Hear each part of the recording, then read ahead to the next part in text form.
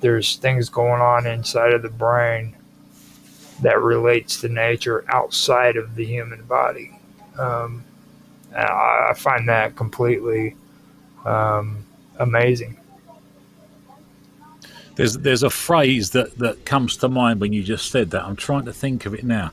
I can't remember whether it was Max Planck, who was I think he was the founder of quantum physics, or it was Einstein, who was involved with the double slit experiment, or Niels Bohr. I think it might be Niels Bohr. And the phrase is, if I can get this right, nothing in reality is unaffected when you observe it. Now that sound, when you get your head around that, that's a lot. That's a lot to get your head around. But when you do get your head around it, you realize that everything around you is changing purely because you've observed it. And that come from the double slit experiment, which is that was conducted about 3 or 4 times, I think, before Albert Einstein and Niels Bohr got hold of it. That goes back to 1801, that they was discovering that reality changes when it's observed, which is a really, when you tell somebody that, they let it go over their head, because it's a big mind blow. You just can't get your head around it, but it's the truth. It's the fact. It's a fact of reality. Mm-hmm.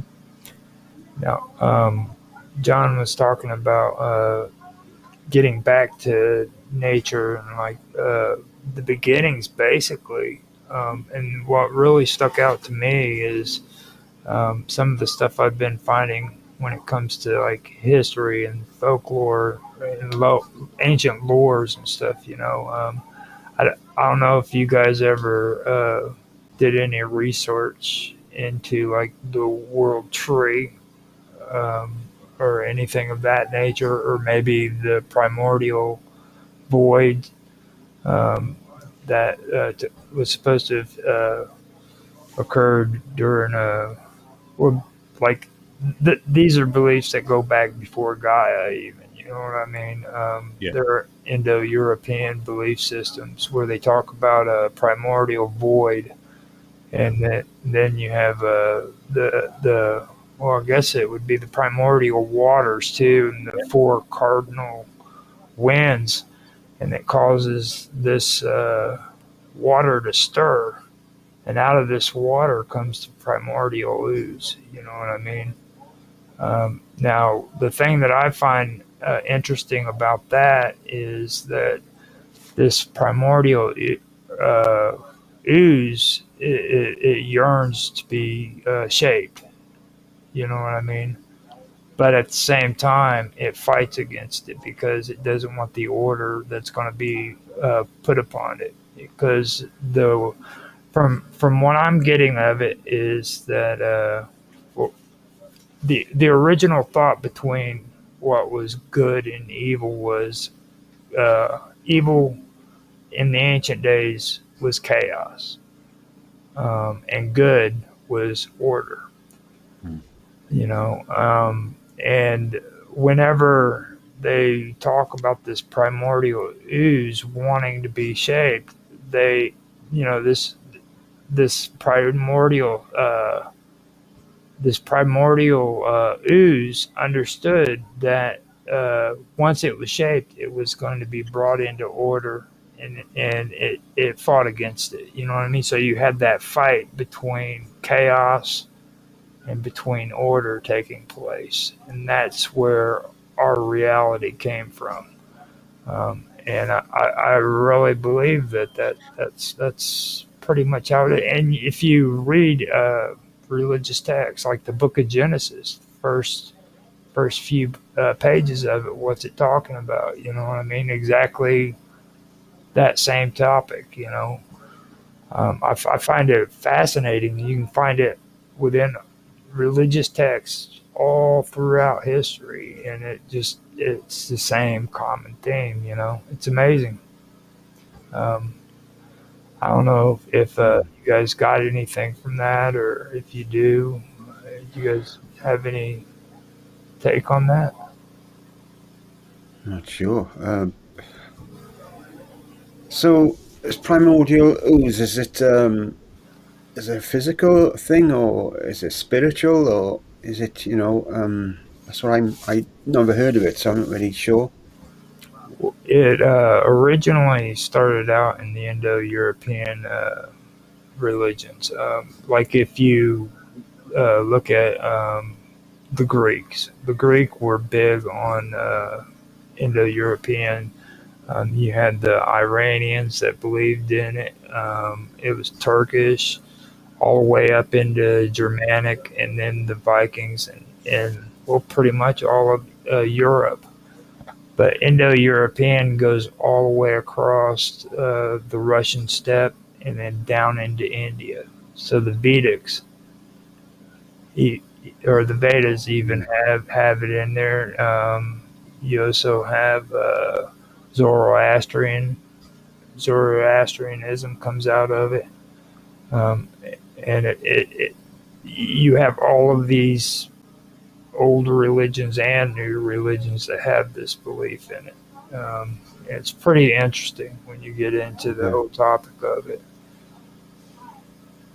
But The that, primordial waters is mentioned in Egyptian hieroglyphs as well.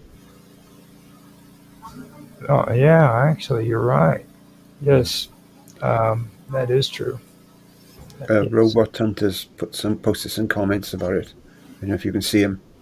Yeah, he's or Robot Hunter says that's right. Spiritual world is real world.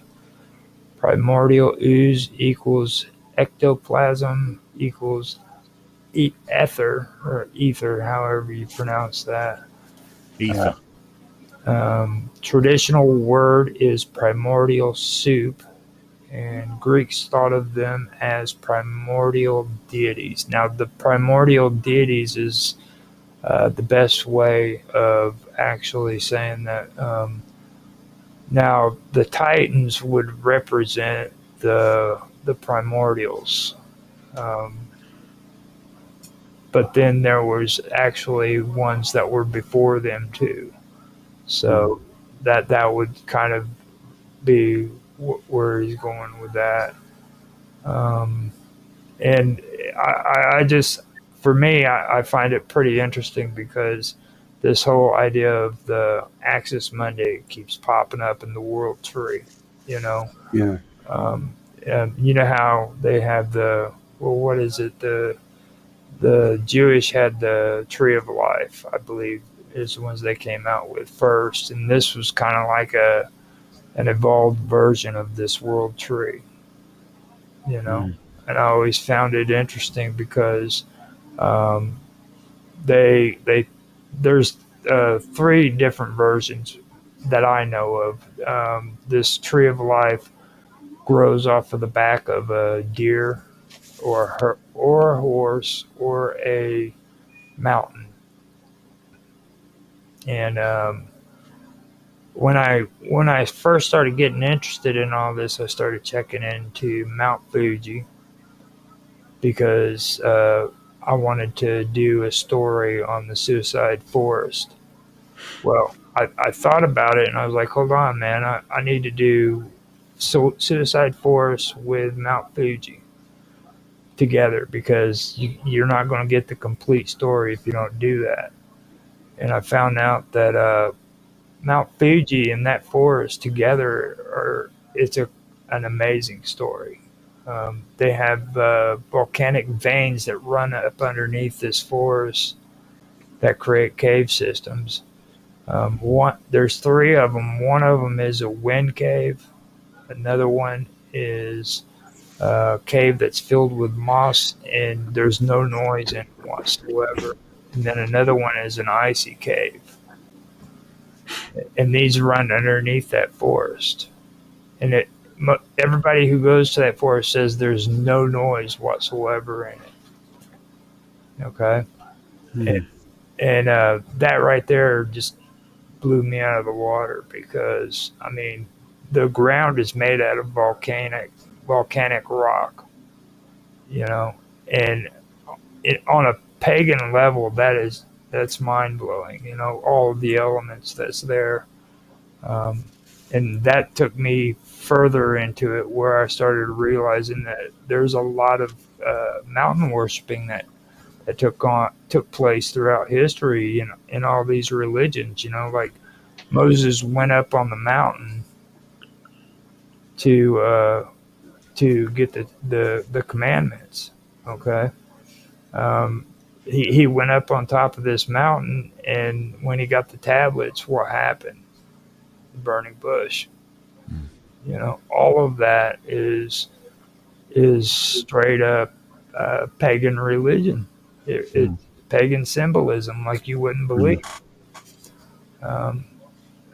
It really started just blowing me out of the water, like in ancient alchemy too. Like, Yeah.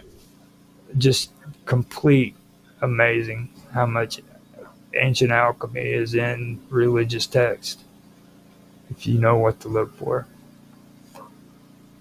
I think Alchemy seems to have changed. We've made it more material than it actually started out as.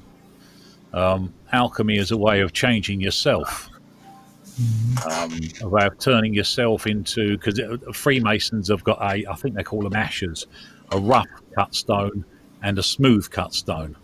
That's alchemy, because you're turning something that is of lesser value into something that is of greater value.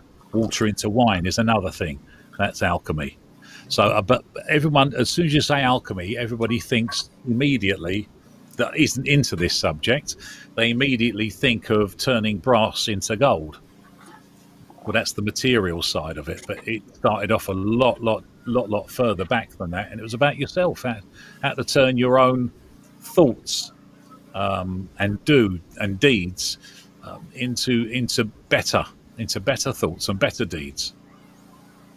Yeah, and I was actually gonna mention or ask you about that. With I know with your stuff, you go by water into wine, and most of the people who are into that know what that actually means. And I was wondering if maybe you could kind of give an explanation for why you decided to use the term water into wine. Well, when I first wrote the book, this is 13 years ago now, just before December 2012. It was originally called The Truth, but it didn't fit right, to be honest with you. I'd done it because it was the truth about biblical tales. Everything has a foundation in what's real and what's acceptable. There's no magic. There has never been anybody that walks on water. Nobody turned physical water into physical wine. There's no magic at all. When you look into it, it is feasible and it does happen, but it's a different perception. Again, you have to change your perception slightly for it to all slot into place. And when you go through, you'll find there's a lot of use of mushrooms as manna from heaven, for example. There's a lot of use of, going back to the Egyptians now, a lot of use in nature's natural drugs to change their consciousness, because they was all into their historical consciousness, historical perceptions, if you like. And they used to change the kings became pharaohs, because there's a difference between a king and a pharaoh, and it was called the ritual of the twice born.